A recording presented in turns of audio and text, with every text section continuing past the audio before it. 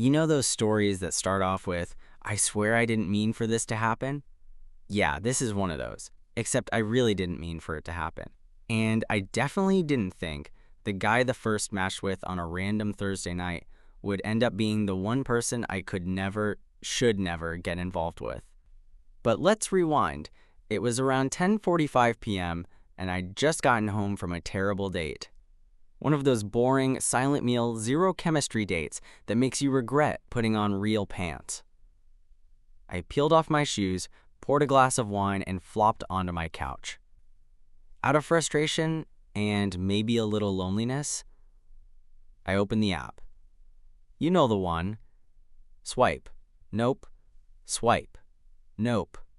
Then pause. A face. He had this crooked smile, like he knew exactly what he was doing with it. Dark eyes, tousled brown hair, a hoodie that sat just right on his shoulders. His profile didn't say much. New to the area, be kind. But the vibe? The vibe was immediate. I messaged him, "Be kind? That's a lot to ask on this app." He replied almost instantly, "Then I guess I'll take whatever kindness you've got left." We talked for hours, not just the usual flirty banter. There was something deeper underneath it.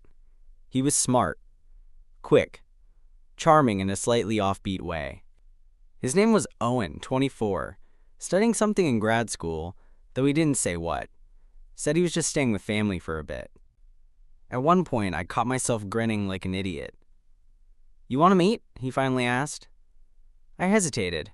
I wasn't exactly in the mood for another letdown. But I figured, what the hell? It was late, I was buzzed, and something about Owen made me feel awake again. So I gave him my address. He showed up 25 minutes later. Hoodie, jeans, nervous smile. We didn't even get halfway through the movie I pretended to put on. We kissed. A lot. He spent the night. I won't get into details, but let's just say we didn't sleep much.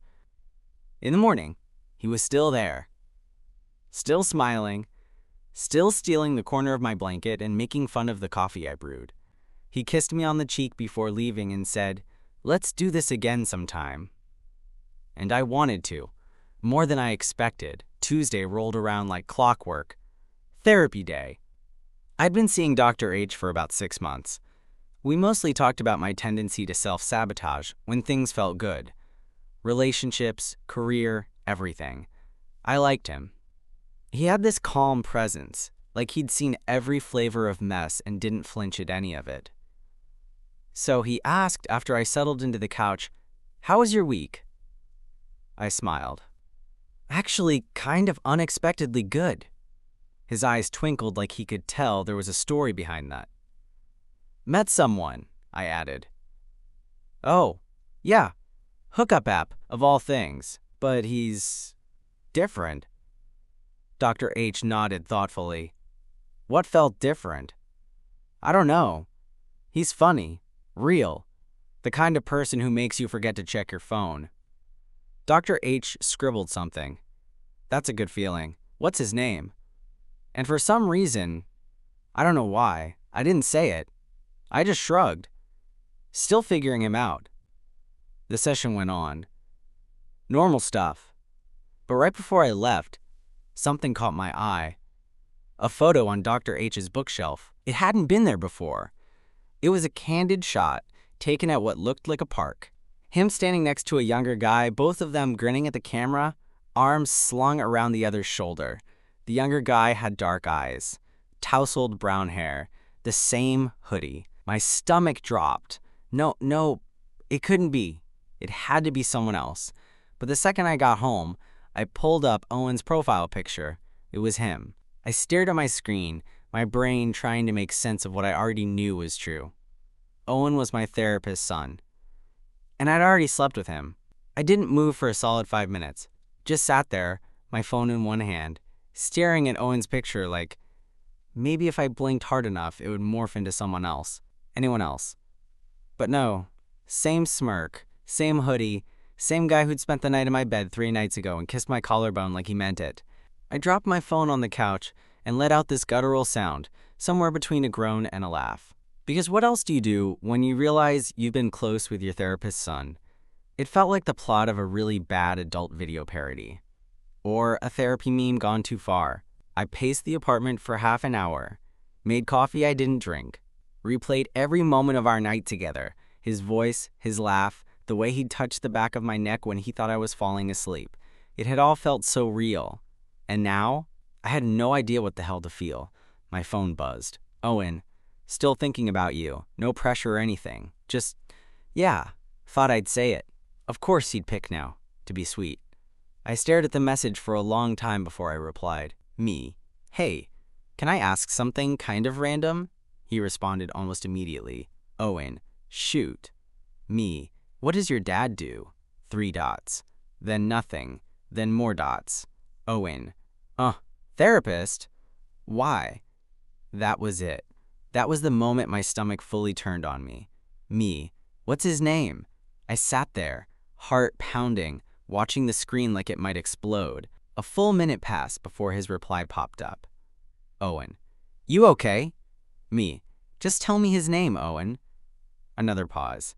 Then, Owen. Dr. H asterisk asterisk asterisk asterisk asterisk Harold H asterisk asterisk asterisk. You okay? I stood up so fast the couch cushion flipped. I felt cold all over, like someone had dropped a bucket of ice water down my back. It wasn't just a weird hunch. It wasn't just a maybe. It was real. I'd slept with my therapist's son, and now he was texting me, still thinking about you, like we weren't one accidental confession away from detonating my entire mental health support system. I didn't reply. Not right away. I shoved my phone into the kitchen drawer and walked out onto my tiny balcony, gripping the rail like it might hold me up. Below, the street was quiet. Late afternoon sun hitting the tops of parked cars.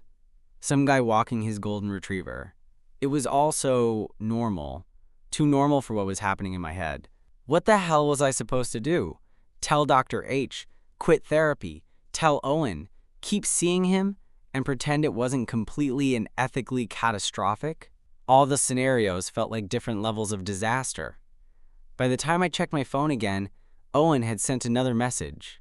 Owen, hey, sorry if that was too much. You kind of disappeared. You okay? I stared at the screen, thumb hovering over the keyboard. There was no way I could lie. But I couldn't tell the truth either.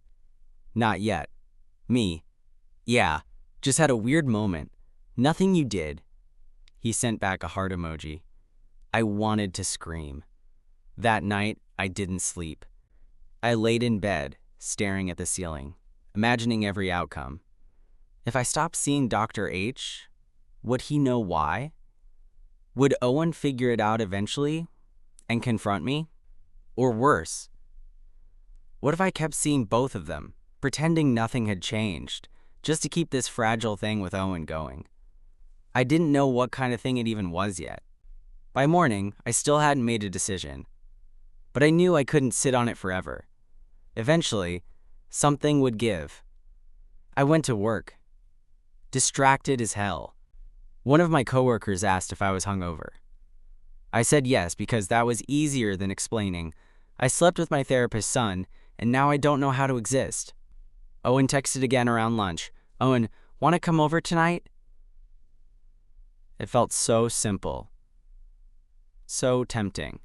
Like we could just go back to being two guys, vibing on a hookup app, making out on the couch, waking up next to each other with morning breath and too much body heat. But that wasn't reality anymore. Me, can we talk first? Owen, talk? Me, in person, I just need to clear my head about something. He replied, sure, come over after 7? I showed up at 7:04, standing in front of a tidy white bungalow in a neighborhood I didn't know well. He opened the door barefoot, in sweatpants and a long-sleeve tee that made his arms look unfairly good. Hey, he said, tilting his head, smiling. You okay? I walked inside, my chest felt tight. Yeah, I lied. We sat on the couch. He offered me water. I declined. He looked at me like he knew something was off but didn't want to push yet. So, he said slowly, you gonna tell me why you asked about my dad? I exhaled, fingers laced in my lap. Okay, don't freak out. Freak out about what? I looked him in the eye. I'm your dad's patient. Owen blinked. Once, then again. What? Your dad, I said, swallowing hard. Harold, Dr. H. I've been seeing him for therapy for like 6 months. Silence. The kind of silence that makes your ears ring. Owen leaned back. His mouth opened, then closed, then opened again. No, no, yeah. He rubbed his forehead, then let out a single laugh, one of those short, incredulous, borderline manic ones. You're messing with me. I swear I'm not. He stared at me, and then he said something I didn't expect. Fuck. Fuck. Owen said again, quieter this time, like the word was a loose screw he was trying to tighten by repeating it. I just sat there, unsure what to say. His living room suddenly felt too bright, too clean, like I was sitting under a spotlight I hadn't agreed to. You're serious? He finally asked, still looking at me like I'd just confessed I was an alien in disguise. I nodded. Started seeing him after my last breakup. Every Tuesday. Same couch. Same fake ficus in the corner. He let out a sound somewhere between a sigh and a groan and leaned forward, elbows on his knees, hands on his head. This is unreal, he muttered. I couldn't tell if he was angry or just overwhelmed. Probably both. I felt that too. I didn't know, I said quickly, trying to get ahead of whatever spiral was starting in his brain. When we met, I had no idea. I didn't even recognize him in the picture until after our session this week. No, I get that, he said, lifting his head. I believe you. It's just Jesus. He stood up, paced the room once, then twice. So the guy that first slept with is my dad's patient. Wow, that's some layered shit. You're telling me. He stopped pacing, looked at me again. Did you tell him? What? No, of course not. You didn't mention me at all? I didn't know you were you until afterward. And once I did, what was I supposed to say? Hey, by the way, I slept with your son, he's great in bed, and he made me French toast the next morning? Owen winced. Okay, yeah, don't ever say that to my dad. Ever. I couldn't help it. I laughed. A weak, slightly panicked laugh, but still. He did too, finally, sitting back down. We were quiet for a while after that. The weight of what we were dealing with started to settle in. Not just the weirdness, but the actual implications. I don't even know what this means, I said, rubbing my jaw. Like, can I even keep seeing your dad as my therapist now? Owen leaned back, looking at the ceiling. Probably not. Yeah. That's what I figured. Another beat passed. And I hesitated. What does this mean for us? He looked at me, and for a moment, he wasn't joking or flustered or deflecting. He was just honest. I don't know, I nodded. Cool, same. I like you, he said suddenly. Just throwing that out there. That night wasn't just a chillin' for me. Me either, I said before I even thought about it. That's the part that's screwing with me the most. He nodded slowly, then sighed again. This feels like the universe is playing some sick little game, he said. Like, here, have this connection, this weird, instant chemistry. But surprise, one of you's emotionally compromised, and the other's got daddy issues. I let out a quiet laugh. I feel like that should be the tagline for my whole dating history. He smiled, but it didn't quite reach his eyes this time. The air between us was thick now. Not uncomfortable, but full. Like we both knew this wasn't going to be simple or easy, no matter what direction we took it. So what now? I asked softly. Owen shrugged, but his expression turned serious. I think you should tell him. I stared at him. Tell your dad? No, yeah. Maybe, eventually, but tell him you can't keep seeing him. You can't keep going to therapy with someone whose son you're sleeping with. It's like double triangle conflict. Double triangle conflict? Yeah, Like conflict of interest, but with more geometry. I laughed in spite of myself. Okay, well, yes, I was already planning to stop. I didn't want to ghost a therapist. Feels like bad karma. Owen nodded. That's fair. He looked down at his hands for a moment, then back up at me. So if you stop seeing him, what then? You and me, I mean. I blinked. I don't know. He looked nervous for the first time since I met him. Vulnerable, even. I want to see you again, he said, voice quieter now. Not in a casual way. Not if it's just gonna blow up, obviously. But if it's possible, I want that. I sat back, absorbing it. The part of me that was always on guard, always ready to bolt when things got messy, it wanted to run. But the part of me that remembered the way he looked at me that night, the way he kissed me like he meant every second of it, that part wanted to stay. I want that too, I said. He smiled. It was small, but it was real. So what, we just go slow? Try to figure this out? Yeah, I said. We'll take it one extremely complicated day at a time. He laughed. Okay, but no therapy talk. That's off limits. I don't want to know what you've been telling my dad about your exes. Oh, please, you do want to know. He raised an eyebrow.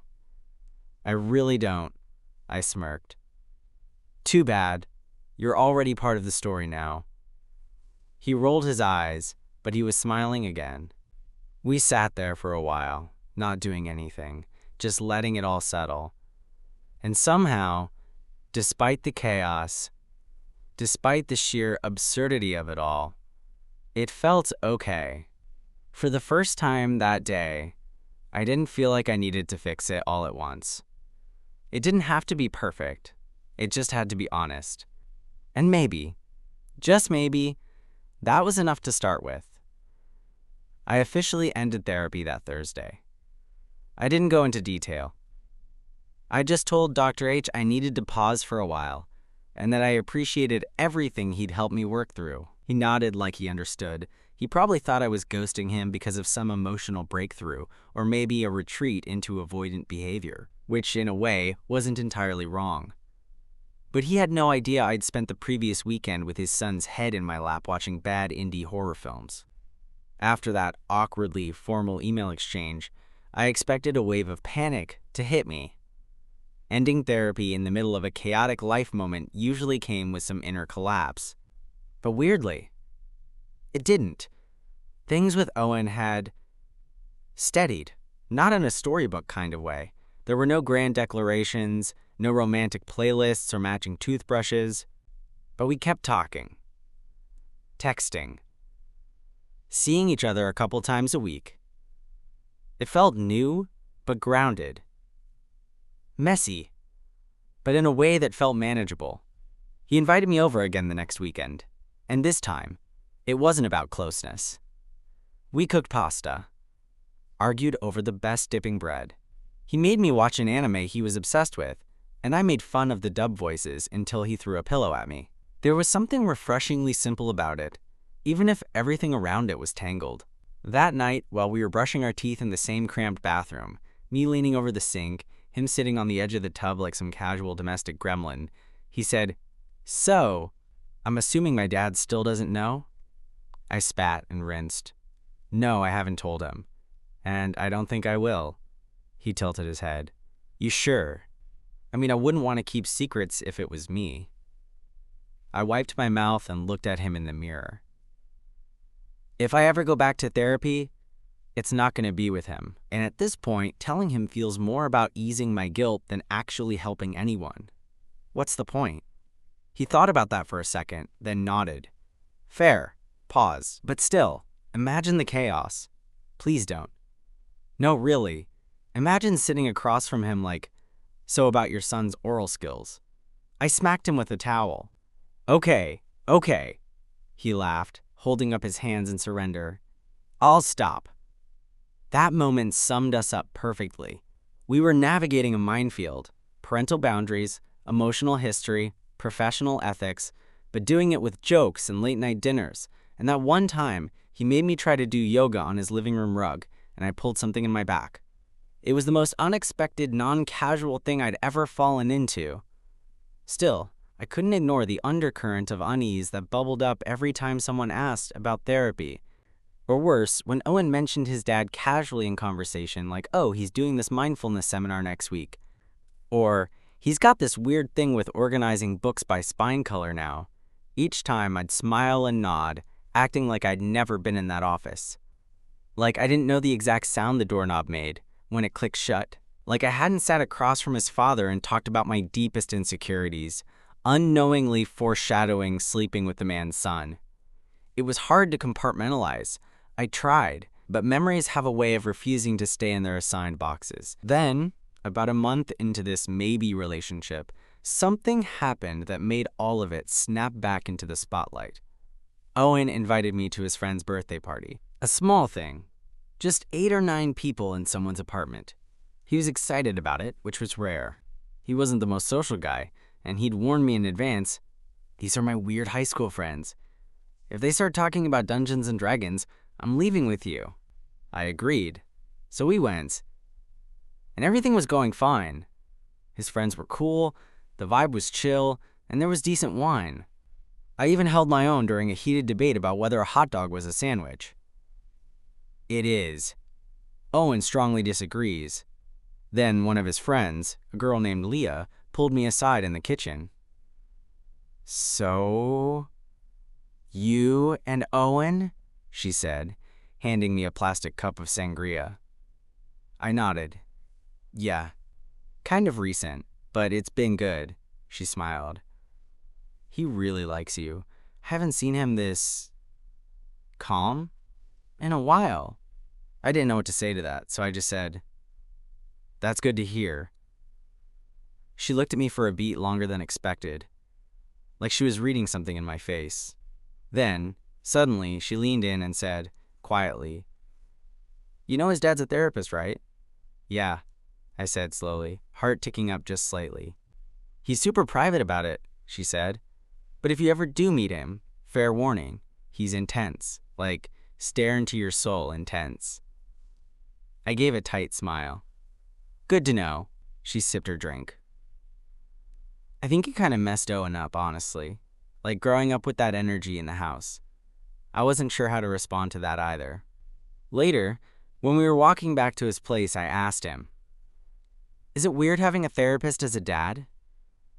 He shrugged. Depends. He was never the, let's talk about your feelings guy. More like the, let's psychoanalyze your feelings without telling you kind of dad. I glanced at him. That sounds exhausting. It was, he admitted. Still is sometimes.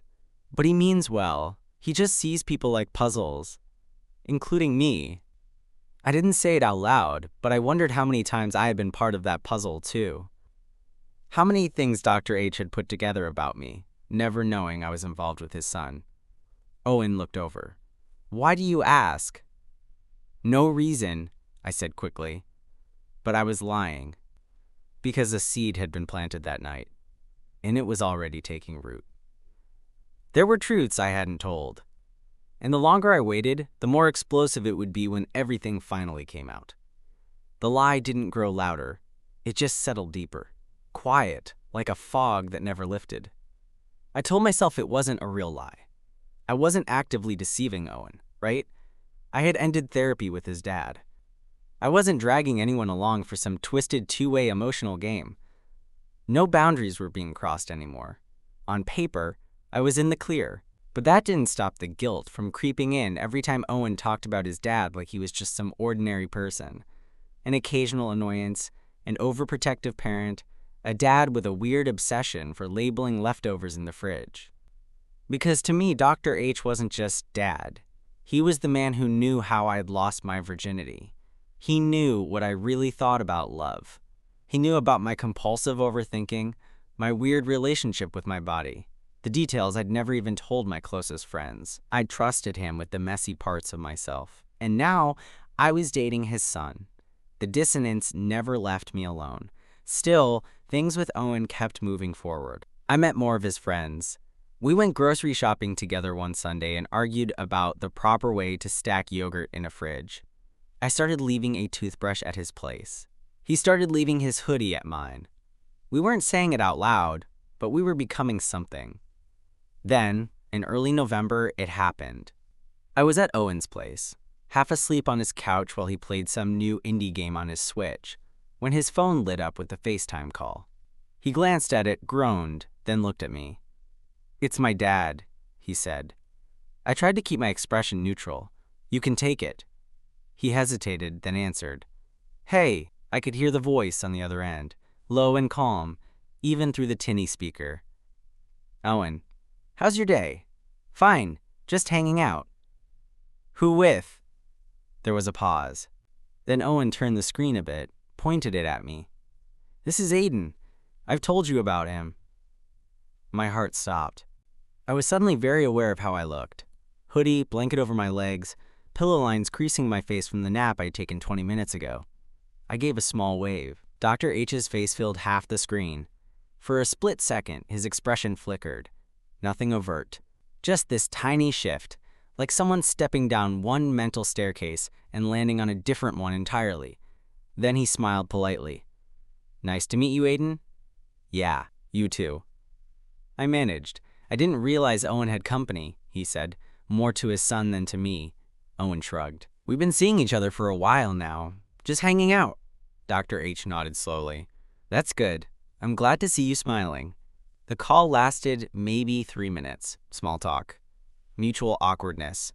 Then it ended with a "take care" and a "tell Mom I'll call her later." Owen tossed the phone onto the coffee table and groaned. Why does every conversation with him feel like a tax audit? I laughed, but it came out a little too sharp. Owen didn't seem to notice, but I knew in that moment that Dr. H had recognized me. Even if he wasn't sure from where, his eyes had narrowed just enough to suggest familiarity. Maybe my name had stuck somewhere in the back of his mind. Maybe my face had scratched at something deeper. He knew, or at least, he suspected. And now, the clock was ticking. I waited 5 days before I got the email. Subject, follow-up. Aiden, I hope you're doing well. I'm reaching out because I believe we may have had a personal crossover that neither of us anticipated. I won't make assumptions, and I certainly don't intend to pry. However, if I'm correct, and I believe I am, I want to assure you that your past sessions remain fully confidential. If you'd like to discuss this directly, I'd be open to a brief meeting. There's no pressure. H. Hallberg. I stared at the screen like it might bite me. It was everything I feared, and yet, he'd handled it exactly how I'd expect a professional would. Neutral, respectful, controlled. But there was no avoiding it now. I typed back quickly before I could overthink it. "Hi, Dr. Hallberg. You're correct. I've since ended therapy for unrelated reasons, and I deeply appreciate the care you provided during our sessions. I'd rather not meet to discuss it further, but I just wanted to say thank you, and that I truly never expected any of this. Aiden." I didn't expect a reply, but an hour later, one came. "Understood. Wishing you the best. H." Just like that. Simple. Final. No threats, no lectures. No, "You betrayed the sanctity of our therapeutic bond." Just a quiet door closing. But that didn't mean I was off the hook. Because now I was the one keeping things from Owen. We were lying in bed one night when he turned to me and said, "I think he knows." My pulse spiked. "What?" "My dad. About us. He asked about you again. Kept using your name like he was testing how I'd react." I tried to keep my tone level. "What did you say?" "That we're good. That you're funny and weirdly obsessed with that one coffee place." "I am not obsessed." "You are. You tried to get them to spell your name with a heart." "Okay, that was one time." He smiled, then went quiet. "I don't know. It's just a feeling. Like he's not mad. But he knows." I stared at the ceiling. "He's probably just being protective," I said. Owen nodded. "Maybe. But I'm not used to seeing him not mad about something." He looked over at me. "Is it weird? For you? That he knows?" My throat went dry. A little. I couldn't tell him the full truth. Not yet. But I knew I'd have to. And soon. Because secrets like this, they don't stay secrets forever. I told myself I'd tell him the next time we had a quiet night together. But that night came and went. Then another. And another. The silence between me and Owen wasn't growing. Not exactly. It was more like a shadow. You only notice it when the light hits you a certain way. But it was there. And I knew it. And eventually, he would too. Things were still good on the surface. We'd settled into a kind of rhythm. Easy mornings, small texts during the workday, his head on my chest at night while we both half-watched whatever show we agreed to pretend we hadn't already seen separately. But there were moments, tiny cracks. He'd ask a question and I'd answer a little too vaguely. He'd bring up his dad, and I'd change the subject without meaning to. And that night, I broke a dish in his sink. Not from anything dramatic, I was just distracted. I dropped it, and it shattered like it was making a point I wasn't ready to admit. Owen came into the kitchen. "You okay?" "Yeah," I said, already grabbing a towel. "Just clumsy." He didn't press, but he stood there, watching me clean it up, and I could feel the air shift between us. Not in a bad way. Just in that subtle, unmistakable way someone watches you and knows you're not telling the whole truth. He leaned against the counter. "You've been in your head lately." I kept wiping up ceramic pieces. "I always live in my head." He nodded. "Yeah. But you're locking the doors lately." That line hit harder than I expected. I looked up. He wasn't accusing me. He was just naming what was true. I took a breath. "There's something I haven't told you." He waited. And then, finally, I said it.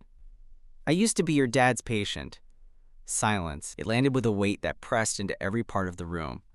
Owen's expression didn't shift right away. He just blinked once. "Used to?" I nodded. "I started seeing him before we met. I didn't know you were his son, not when we first matched, not when we were close. I didn't even know until after our second or third time hanging out." He stepped back from the counter. Just one step. "So you knew? For a while?" "Yeah." He crossed his arms. "And you didn't tell me?" I looked down. I didn't know how. It wasn't like I planned it. And once I figured it out, I stopped seeing him. I didn't want it to be weird, but it is weird, he said. Voice quiet but firm. "You talked to my dad about your shit. Our shit, probably. And then you started dating me. How am I supposed to feel about that?" "We hadn't even met when I started therapy with him," I said quickly. "And I never talked about you. Not even indirectly." He ran a hand through his hair, pacing the narrow kitchen. "Jesus." "He knew. That day we FaceTimed. He knew who you were. He emailed me later that week. Didn't accuse me of anything. Just acknowledged it. He handled it professionally." Owen looked at me. "Professionally? He's my dad. This isn't just some office drama, Aiden." I nodded. "I know.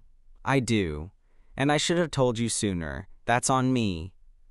He didn't say anything for a while, just leaned against the fridge, arms crossed, jaw tight. Then he said, "You could have just been honest. You've always been honest. That's what I liked about you." That line stung more than anything else. "I didn't lie," I said, quieter now. "I just avoided, which is worse in some ways." I nodded. "I'm sorry." He didn't respond, just stood there. I waited, gave him space. Finally, after a long beat, he let out a breath. "You need to go." I froze. "Are you serious?" "Yeah," he said. "Just for tonight. I need time." I didn't fight it. I didn't try to explain or justify or bargain. I just nodded, grabbed my jacket, and left. The walk to my car felt longer than it should have. Like the world had suddenly expanded to emphasize how small and stupid I felt. I sat behind the wheel for a long time. Not crying, not angry, just still. The thing is, I'd always known this would come back around. You can't sit on a landmine and expect it not to go off eventually. But I'd hoped, somewhere deep down, that maybe, just maybe, love would soften the blast. It didn't. It just made it hit closer to home. The days after that night felt like a hangover with no beginning or end. Owen didn't text. I didn't either. Every message I drafted sounded like an excuse, and every time I hovered over send, I imagined him reading it and feeling even more disappointed than he already was. So I let it sit. I let us sit like laundry I didn't have the energy to fold. I kept busy. Or tried to. Work was just enough of a distraction to make me feel like I wasn't drowning. I walked more. Made dinner for one. Pretended everything was fine when my friends asked why I hadn't mentioned Owen in a while. Oh, just taking things slow, I'd say. Truth was, I didn't know what we were taking anymore. A break? A step back? A silent breakup disguised as space? 3 days passed. Then 5. Then a full week. Still nothing. It hurt more than I expected. Not because I was surprised, but because I understood. Because I got why he needed time. And somehow, that made it worse. And then, almost exactly 1 week later, I came home from work to find a single text from him. Owen, are you home? My stomach flipped. I replied, me, yeah. 5 minutes later, there was a knock on my door. When I opened it, he looked tired. Not angry, not cold. Just like someone who hadn't slept right in days and was finally ready to talk. Hey, I said, stepping aside to let him in. He walked in slowly, hands in the pockets of his hoodie, one I hadn't seen before. Must have been new. Or maybe I just never noticed it. It felt weird to see him in something unfamiliar. He sat on the edge of my couch. I stayed standing. I needed time, he said without any preamble. I know. I wasn't mad, he added. Okay, I was a little mad. But mostly, I was just thrown. I nodded. He looked up at me. The idea of you sitting across from my dad, talking about your life, and then later, being in mine, it just twisted something in my head. I couldn't figure out if it was creepy or poetic or just unlucky. I sat down across from him, careful not to make it feel like a negotiation. Believe me, I've thought every version of that. He gave a short, exhausted laugh. Yeah, I bet. We were quiet for a minute. Then he said, can I ask you something? Anything. When did you know? I didn't have to think. After our 3rd night together. You mentioned you were staying with family while your apartment got fixed, and the timeline clicked. Then I saw a photo in his office. It was you. Owen nodded slowly. And you kept seeing him after that? Just once. That next session. I almost told him, but I couldn't do it. So I stopped therapy instead. Cold. His jaw shifted slightly. Why didn't you tell me then? Because I liked you. And I didn't want to ruin it before we even figured out what it was. He exhaled. That's the thing. I liked you too, a lot. Still do. That hit me harder than I expected. I meant everything I said, I replied. The jokes, the staying in, the coffee walks, that dumb anime you made me watch. None of that was fake. He gave a small smile. You ended up liking it, admit it. I did, and we both knew it. There was another pause. Then he leaned forward, elbows on his knees. I talked to my dad. I blinked. What? Yesterday, he said. I asked him, straight up. And? He said he had his suspicions for a while, the name, the vibe. He put it together after that FaceTime, said you handled it professionally, that you respected boundaries. And then he gave me this look like, I can't tell you how to live your life, Owen. I couldn't breathe for a second. He's okay with it?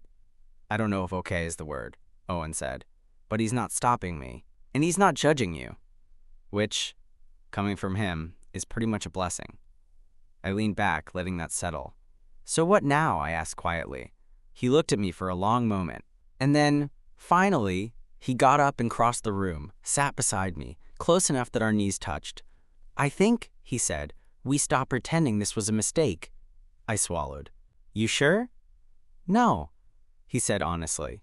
but I'd rather figure it out than lose it trying to be logical. We sat like that for a while. No kisses, no makeout session, just a quiet understanding settling between us. Eventually, he rested his head on my shoulder. Also, he said, "If you ever want to go back to therapy, maybe don't sleep with the therapist's son next time." I smiled. Noted. He shifted a little. "Still want pancakes tomorrow?" "I always want pancakes." He tilted his head, smirking. "Good. Because I bought real syrup this time, not that weird sugar-free stuff you like." "Blasphemy," I muttered, and we laughed. Not because everything was fixed, but because, finally, it was real. A few months later, Owen and I were walking through a weekend flea market in Los Feliz, sipping iced coffee and debating whether or not one of the paintings for sale looked like a haunted hotel hallway or just bad abstract art. We weren't perfect. We hadn't suddenly morphed into some conflict-free Instagram couple who posted matching flannel selfies or used the phrase "our journey" unironically, but we were still together, and we were still trying. And that mattered more than anything.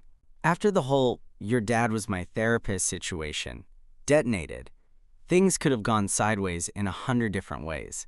I wouldn't have blamed him if he'd walked away. And honestly, there was a moment when I thought maybe I should be the one to end it. For his sake. For mine. To avoid the mess. But life doesn't wait for you to feel ready. It doesn't pause while you try to organize everything into neat little columns. Appropriate, inappropriate, easy, hard. Sometimes it just hands you something real and says, deal with it. So we did. Owen met my friends. They loved him, of course. He was charming and funny and just the right amount of weird. He started leaving stuff at my place again. Phone chargers, a hoodie, a half-used stick of deodorant in my bathroom that I pretended to hate but never threw away. We didn't talk about his dad much. Not because it was off limits, but because we didn't need to. It became a part of our backstory. Like an old scar you don't touch but also don't hide. Every now and then, though, it would come up. Like when we were cooking dinner one night and I casually mentioned something I used to talk about in therapy, something deeply unfunny, some insecurity I'd never been able to shake, and Owen got quiet. Then he said, "Did you ever tell my dad that?" And I paused, knife in hand, and said, "Yeah, I did." He didn't say anything for a while, just stood there, stirring the pasta. Then, "He told me once that you were one of his favorite patients." I turned to look at him. "He didn't say your name or anything," Owen added quickly. But after everything came out, I asked him if he ever crossed lines with clients emotionally. He said no. But he said there were people he rooted for more than others. People he wanted to see win. And you think he meant me? I know he meant you. That hit me harder than I expected. Not because I needed Dr. H's approval, but because, for all the awkwardness and tension and unexpected crossover, he had helped me. And even after it all, he still wished me well. Owen watched me carefully. "You okay?" I nodded. "Yeah, I'm good." That night, lying in bed, Owen curled around me like he always did, taller, warmer, a little too clingy in his sleep, and I thought about how unlikely this whole thing was, how I never saw it coming, how I could have easily missed him on the app that night, or swiped left, or made a joke too sharp, or panicked and walked away the minute I saw that photo in Dr. H's office. But I didn't, and neither did he.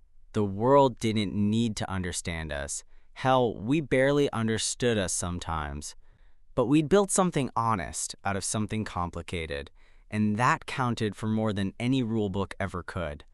One morning, months later, Owen looked at me over pancakes, real syrup and all, and said, "Do you think you'll ever go back to therapy?" I thought about it. "Yeah, probably," he smiled. "Just maybe not with my dad this time," I laughed. No offense to Harold, but yeah, probably not. We clinked coffee mugs like it was a toast. To second chances. To weird beginnings. To the hookup app that accidentally gave me the most meaningful connection I'd had in years. To falling for the one person I never should have met, but am so damn glad I did.